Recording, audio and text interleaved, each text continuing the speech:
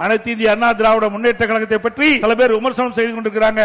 பொன்மனச்செம்மல் புரட்சி தலைவர் எம்ஜிஆர் என்ற மாமனிதரால் தோற்றுவிக்கப்பட்ட கட்சி அதிமுக கட்சி. அம்மா என்ற தெய்வத்தால் கட்டி காக்கப்பட்ட கட்சி அதிமுக கட்சி.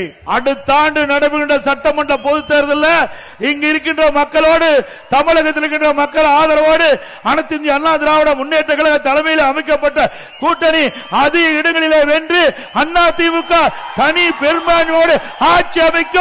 அது எந்த கொம்பனாலும் தடுக்க முடியாது. நம்முடைய கூட்டணி வெற்றி கூட்டணி, மக்களுக்காக பாடுபடுகிற கூட்டணி. நம்முடைய இருவரும் தலைவர்கள் நமக்காக வாழ்ந்தார்கள். நம்முடைய வரலாறை பாருங்க. எத்தனையோ கட்சி தமிழகத்தில் இருக்குது, இந்தியாவில் இருக்குது, சில புதிய கட்சிகள் தோன்றி இருக்கின்றன. ஆனால் நம்முடைய தலைவர்கள் பொன்மனச்செம்மல் புரட்சி தலைவர் எம்ஜிஆர், இதே புரட்சி தலைவர் அம்மா, இந்த மக்களுக்காக வாழ்ந்த மறைந்த தலைவர்.